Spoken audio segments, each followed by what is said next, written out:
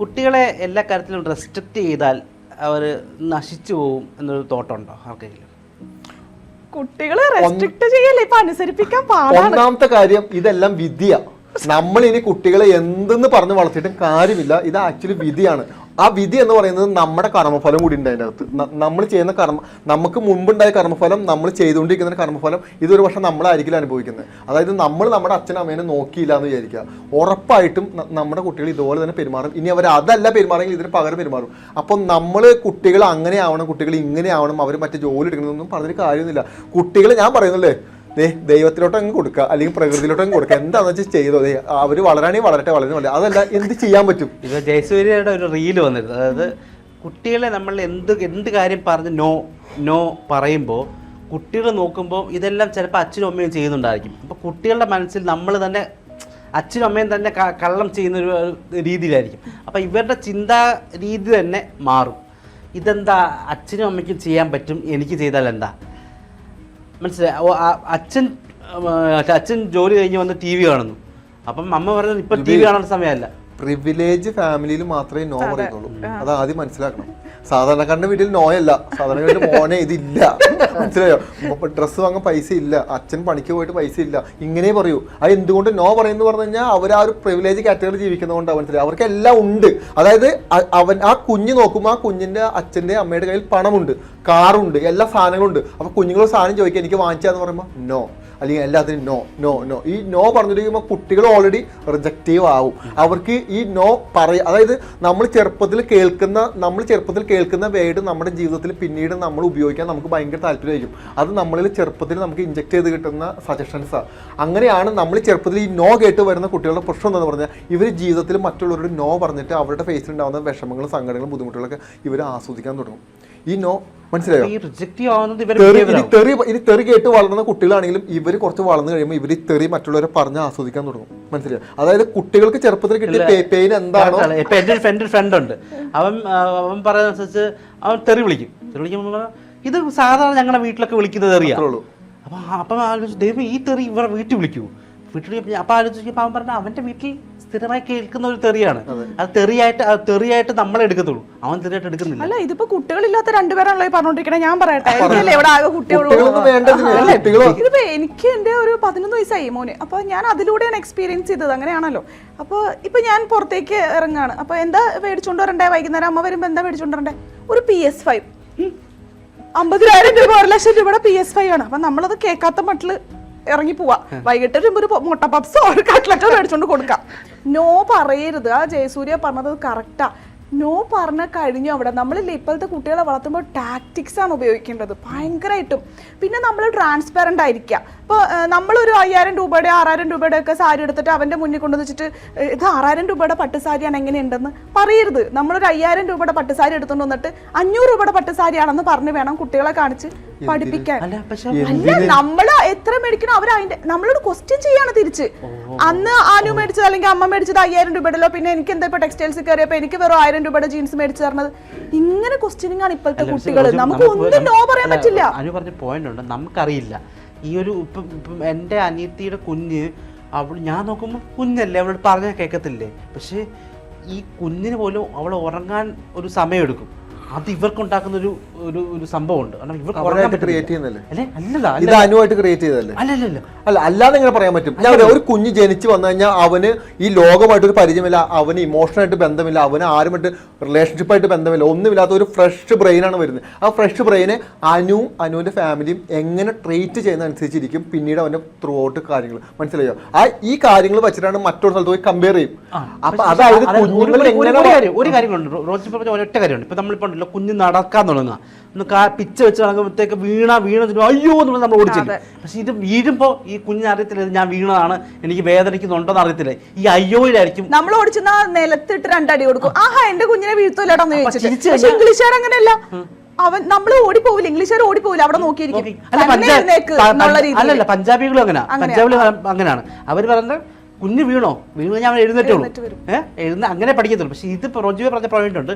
ഇത് നമ്മൾ എല്ലാത്തിലും ഫ്രഷ് ബ്രെയിൻ ആണെങ്കിലും ഇതെന്താണ് ഇതിന്റെ ഇത് ഇത്രയും പൈസ കൊടുക്കണം, ഇത് ബുദ്ധിമുട്ടുണ്ടെന്ന കാര്യം ഈ കുട്ടിക്ക് അറിയത്തില്ല. എടാ ജനിച്ചു വീഴുമ്പോ ബ്രെയിൻ നീ പറഞ്ഞ പോലെ ടാബുല രസ എന്ന് പറയും, ക്ലീൻ സ്ലേറ്റ് ആണ്, നമ്മൾ അതിൽ എന്ത് എഴുതി കൊടുക്കണോ അതുപോലെ പോകും. പക്ഷെ 3-4 വയസ്സാകുമ്പോൾ നമ്മൾ ഇവരെ കൊണ്ട് സ്കൂളിൽ ചേർക്കാണ്. ഈ സ്കൂളിലെ ഒരു ക്ലാസ്സിലത്തെ കുട്ടികളെന്ന് വെച്ചാൽ അത് പല സെഗ്മെന്റ്സിൽ നിന്ന് വരുന്ന ആൾക്കാരാണ്. ഇപ്പൊ ഒരാൾ കളിക്കുന്നത് മറ്റേ തോക്കൊണ്ടാണെങ്കിൽ മറ്റേ ആൾ കമ്പ്യൂട്ടർ ഗെയിം ആയിരിക്കും, മറ്റേ ആൾ PS5 ആയിരിക്കും. ഈ ഒരു cross section of the society ഇത് പരസ്പരം ഇൻഫ്ലുവൻസ്ഡ് ആവുന്നുണ്ട്. അപ്പൊ അത് കണ്ടിട്ട് അല്ലെങ്കിൽ അവന്റെ കൂട്ടുകാരൻ പറഞ്ഞിട്ട് കുഞ്ഞ് നമ്മളുടെ വീട്ടിൽ വന്ന് അവൻ അതുണ്ടല്ലോ, അവന് 8000 രൂപയുടെ വാച്ച് ഉണ്ടല്ലോ, അപ്പൊ നമ്മൾ തിരിച്ചുടനെ നിനക്കത് മേടിച്ചു തരാൻ പറ്റൂല, അങ്ങനെ ഒന്നും പറയാൻ പറ്റില്ല. ഇപ്പോഴത്തെ പിള്ളേരുടെ ടാക്ടിക്സ് ആണ്, ഫുൾ ടാക്ടിക്സ് ആണ്. എത്ര നാളല്ല അത് അവന് മനസ്സിലാവും കുറച്ച് കഴിയുമ്പോ. ഞാൻ പറഞ്ഞുതരാം ഇതിന്റെ പ്രശ്നം തരാമോ. അനു അമ്മയാവുന്നതിന് മുമ്പ് ഒരു കുഞ്ഞുണ്ടാവുന്നതിന് മുമ്പ് എടുത്ത തയ്യാറെടുപ്പുകൾ എന്തൊക്കെയാ? പറ്റില്ല ആ കുഞ്ഞിനെ എങ്ങനെ നമുക്ക് കൊണ്ടുപോകാൻ വളർത്താം എന്നുള്ള എന്തൊക്കെയാ തയ്യാറെടുപ്പ്. ഇപ്പൊ കുഞ്ഞിന് 1 വയസ്സുണ്ടായിരുന്നപ്പോ ഉണ്ടായിരുന്ന എന്റെ ഫിനാൻഷ്യൽ സിറ്റുവേഷൻ ആവില്ല അവനിപ്പോ 10 വയസ്സായപ്പോ.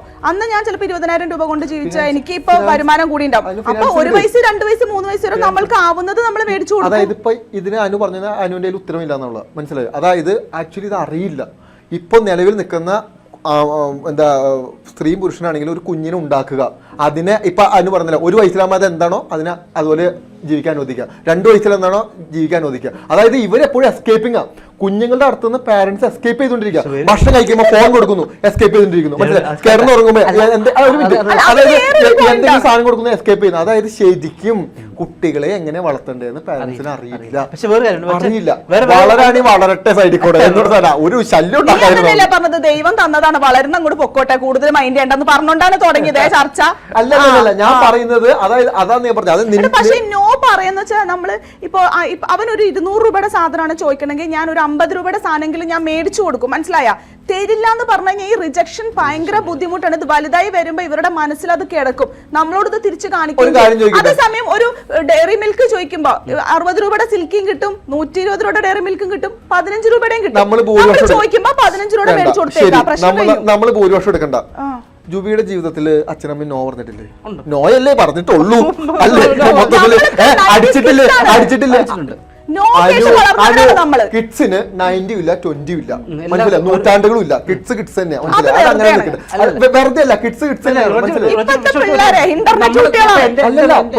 എന്റെ കുഞ്ഞിലെ എന്റെ അച്ഛനും അമ്മയും ഒരു കാര്യം പറഞ്ഞിട്ട് അതിനകത്ത് നമുക്ക് എന്ത് കാര്യം പറഞ്ഞാലും അത് ചെയ്യരുതെന്ന് പറഞ്ഞിട്ട് ഞാൻ ചെയ്യുമ്പോൾ എനിക്ക് അടി കിട്ടുകയാണെങ്കിൽ ഞാൻ വിഷമിക്കുന്നത് എനിക്ക് അടി കിട്ടിയതിനെ പറ്റി മാത്രമല്ല, എന്തിനാ അടിച്ചെന്ന് ചോദിക്കും. ഞാൻ എന്താ ചെയ്തേ? ഞാൻ ഒന്നും ചെയ്തിട്ടില്ല, ഞാൻ ഇതേ ചെയ്തിട്ടുള്ളൂ, എനിക്ക് ആവശ്യമുള്ളതായിരുന്നു, ഞാൻ അത് ചെയ്തു. പക്ഷെ ഇപ്പോഴത്തെ പിള്ളേർ പറയുന്നത് വേറെ രീതിയില്ല. അല്ലല്ല, ഇത് എന്റെ ഫ്രീഡമാണ്. ഇപ്പം ജൂബി ഒരു പ്രശ്നമുണ്ട്. ഞാൻ പറഞ്ഞത് എന്താണെന്ന് ഇപ്പൊ ഞാൻ നേരത്തെ പറഞ്ഞ പോയിന്റ് ഞാൻ കംപ്ലീറ്റ് ചെയ്തു. അതായത് ഇപ്പൊ ജൂബിനെ അടിച്ചിട്ടുണ്ട്, എന്റെ അടുത്ത് നോ പറഞ്ഞിട്ടുണ്ട്, ഈ പറഞ്ഞ അനുപമയുടെ അടുത്ത് നോ പറഞ്ഞിട്ടുണ്ട്. അനുപമയ്ക്ക് എന്തെങ്കിലും അങ്ങനെ പ്രശ്നമുണ്ട്? അപ്പൊ അനുപമ നോ കേട്ടും അടിച്ച് എന്നെ വളർത്തിയതിന്റെ പ്രശ്നങ്ങൾ എനിക്ക് വലുതായപ്പോ ഉണ്ടായിട്ടുണ്ട്. അത് എന്റെ കുട്ടിയുടെ അടുത്ത് ഞാൻ കാണിക്കില്ല. ഇപ്പോഴത്തെ കുട്ടികളെ അടിച്ചോ വഴക്ക് പറ നോക്കി ഇറങ്ങിപ്പോവും, വൈകുന്നേരം തിരിച്ച് വീട്ടിലേക്ക് വരില്ല. എത്ര കുട്ടികളാണ് 7 വയസ്സുള്ള?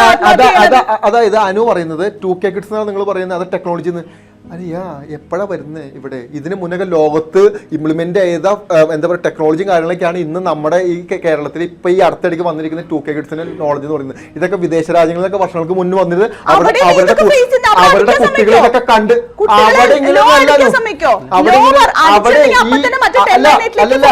എന്തെങ്കിലും പറയുമ്പോ തന്നെ വാങ്ങിച്ചു കൊടുക്കുകയും അവർ ഇതിങ്ങനെ ഓവർ പാമ്പറിങ് ചെയ്യുന്ന പരിപാടി അവർക്ക് ഇല്ല.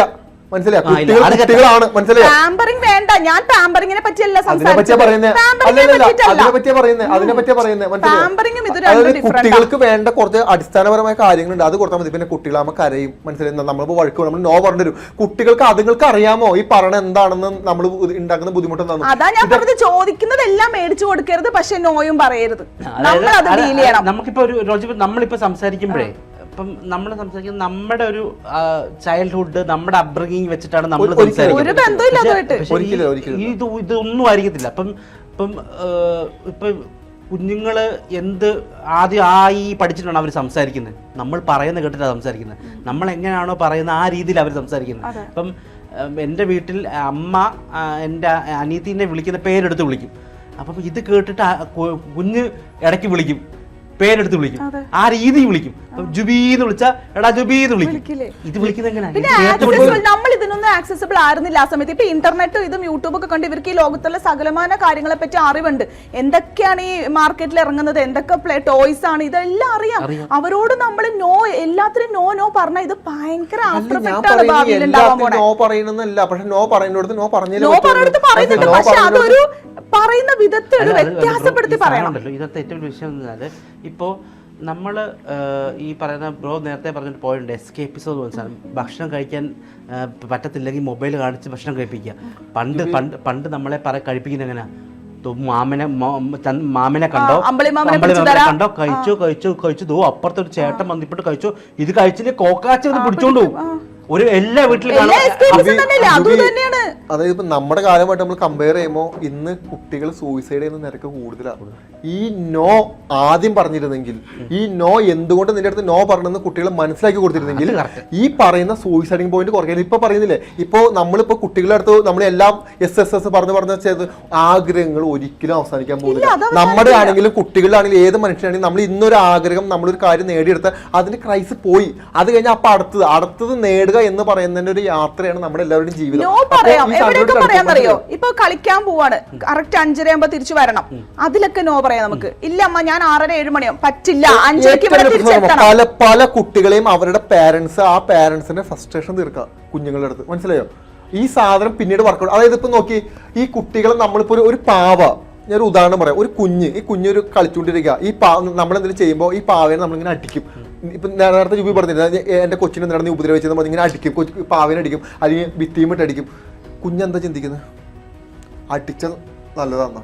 അതല്ലേ കുഞ്ഞുങ്ങൾ ചിന്തിക്കുന്നത്. നിങ്ങൾ വിചാരിക്കണം എന്താ, കുഞ്ഞുങ്ങളുടെ സമയത്ത് ആ ബ്രെയിനിൽ സേവ് ആയ സാധനം പിന്നീട് അവർക്ക് അങ്ങോട്ട് ഒരു ഹാബിറ്റായിട്ട് മാറും. അവർക്ക് അടിക്കരുത് ജൂബി കുട്ടികളെ. കുട്ടികളെ അടിക്കുന്നതല്ല, അച്ഛന്മാരെ അടിപ്പിക്കുന്ന അമ്മമാരുണ്ടല്ലോ കുഞ്ഞുങ്ങളോട്. കുഞ്ഞുങ്ങൾ അച്ഛനെ അടിച്ചോ അമ്മേനെ അടിപ്പിക്കുന്ന അച്ഛന്മാരുണ്ടല്ലോ. കുഞ്ഞുങ്ങൾക്ക് എന്റെ അനിയത്തിയുടെ കാര്യമുണ്ട്. അനിയത്തിയുടെ കുഞ്ഞ് ഏറ്റവും വലിയ കമ്പനി എൻ്റെ അടുത്താണ്. ഞാൻ പക്ഷേ മാസത്തിൽ 1-2 തവണ പോകത്തുള്ളൂ. ഞാൻ ചെന്നാൽ ഭയങ്കര കമ്പനി. അപ്പം അവൾ പറയും, നീ അവനോട് ഒന്നും നോ പറയത്തില്ല, നീ അടിക്കത്തില്ല, നീ ദേഷ്യപ്പെടത്തില്ല. അതുകൊണ്ടാണ് എന്നെ ഭയങ്കര ഇഷ്ടം.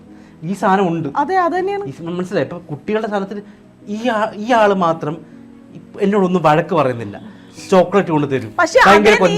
അവനോട് നല്ല രീതിയിൽ സംസാരിച്ച് അവൻ അനുസരിക്കും. ഫ്യൂച്ചറിൽ എന്ത് പറ്റും? കുഞ്ഞിനോട് ചെറുപ്പം മുതൽ നോ പറഞ്ഞ് പഠിപ്പിക്കാതെ കുഞ്ഞിനോട് മൊത്തം എസ് പറഞ്ഞ് അതൊരു പെൺകുട്ടിയാണെന്ന് വിചാരിക്കാം. ആ പെൺകുട്ടി വളർന്ന് വലുതായി ആ കൊച്ചിന് പ്രായം കഴിയുമ്പോൾ ഈ പാരന്റ്സ് മൊത്തം നോ പറയും.